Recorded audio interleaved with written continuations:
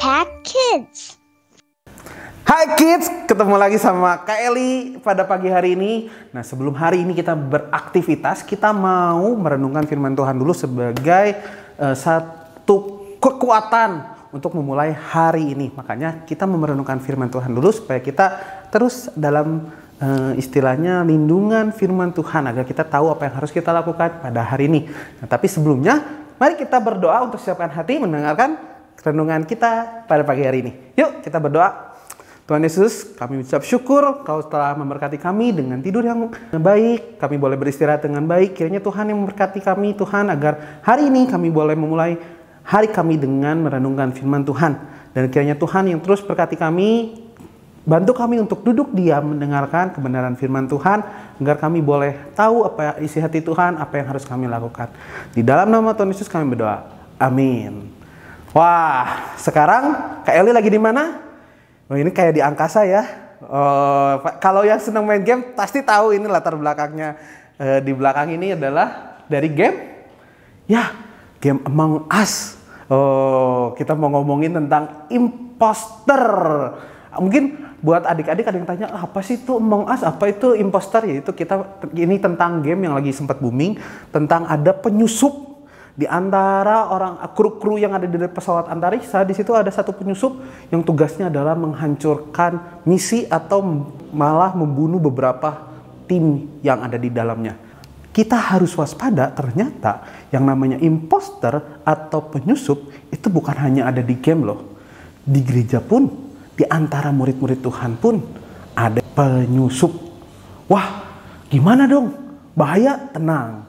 Kita akan lihat bagaimana Tuhan memperingati kita dan menyelesaikan permasalahan untuk tahu yang mana impostor, mana yang bukan. Yuk kita baca dulu dari bacaan kita pada hari ini, yaitu di Matius 7 ayat yang ke-15 sampai 23. Yo, dibuka dulu Alkitabnya. Nah, kan handphonenya lagi dipakai buat nonton, ambil Alkitabnya. Jadi Alkitabnya diambil dulu, kita buka di Matius 7 ayat 15 sampai 23. Oke? Yuk kita baca. Waspadalah terhadap nabi-nabi palsu yang datang kepada kamu dengan menyamar seperti domba, tetapi sesungguhnya mereka adalah serigala yang buas. Dari buahnya lah kamu akan mengenal mereka.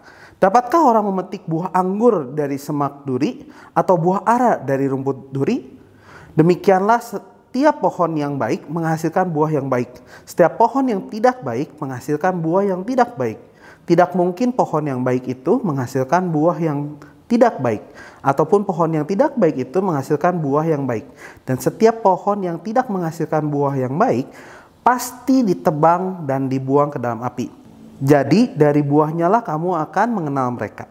Bukan setiap orang yang berseru kepadaku, Tuhan, Tuhan, akan masuk ke dalam kerajaan surga, melainkan dia yang melakukan kehendak Bapakku di surga. Pada hari terakhir banyak orang akan berseru kepadaku, Tuhan, Tuhan, bukankah kami bernubuat demi namamu, dan kami mengusir setan demi namamu, dan mengadakan banyak mukjizat demi namamu juga? Pada waktu itulah aku akan berterus terang kepada mereka dan berkata, aku tidak pernah mengenal engkau. Enyahlah daripadaku kamu sekalian pembuat kejahatan. Oh, jadi Tuhan sudah kasih tahu, hati-hati, nanti di antara kamu akan ada imposter atau penyusup. Ada orang-orang yang berusaha menyesatkan kita. Wah, terus gimana kita bedainnya? Mana yang baik, mana yang tidak? Kita lihat dari buahnya. Nah, kalau sekarang adik lihat di belakang, tahu nggak ini pohon apa?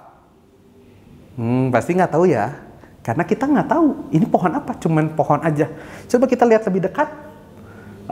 Udah kelihatan tuh merah-merahnya. Yuk kita lihat lebih dekat lagi.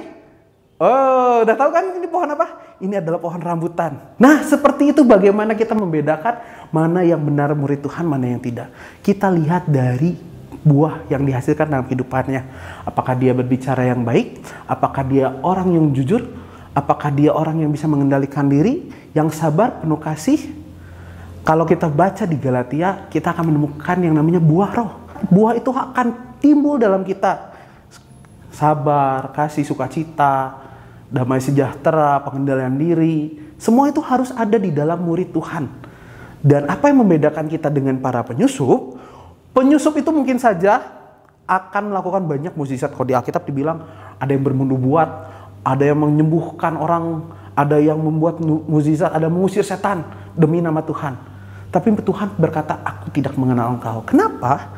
Karena anak Tuhan yang sesungguhnya, kalau kita bukan seorang penyusup, kita pasti akan melakukan yang di ayat 21. Bukan setiap orang yang berseru kepadaku Tuhan, Tuhan akan masuk ke dalam kerajaan surga, melainkan dia yang melakukan kehendak Bapa-Ku di surga. Jadi, yang melakukan kehendak Bapa di surga, itulah yang menjadi murid Tuhan yang sejati, bukan seorang penyusup. Banyak orang yang ke gereja bukan mau jadi murid Tuhan, cuman supaya dianggap baik, dipaksa orang tua, saya pokoknya ya udah, daripada dimarahin orang tua saya mau ke gereja. Kamu nanti jadi salah satu impostor, biang onar, mengacaukan sana sini. Nggak mau kan? Pasti kita semua pengen jadi murid Tuhan. Bagaimana caranya? Yaitu dengan melakukan kehendak Tuhan yang Tuhan berikan di dalam kitab suci ini. Yuk, mari kita hari ini mulai sungguh-sungguh melakukan apa yang Tuhan mau.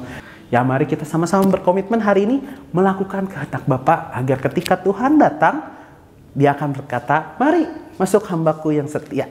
Yuk, mari kita berdoa, kita mau datang kepada Tuhan dengan komitmen baru pada hari ini. Tuhan, kami tahu Engkau akan datang suatu hari, akan menjemput kami. Dan biarlah kami tidak tergolong dari orang-orang yang digolongkan sebagai penyesat atau penyusup atau impostor. Kami mau menjadi murid Tuhan yang sejati dengan melakukan apa yang Tuhan kehendaki. Ajar kami selalu melakukan firman Tuhan. Ajar kami selalu mengasihi Engkau dengan segenap hati kami. Bukan untuk kelihatan baik, bukan untuk dilihat orang, bukan untuk dilihat orang tua kami. Tapi kami mengasihi Engkau karena Engkau sudah mengasihi kami terlebih dahulu. Di dalam nama Tuhan Yesus kami berdoa. Amin. Sampai jumpa di Impact Kids berikutnya. Dah. Impact Kids.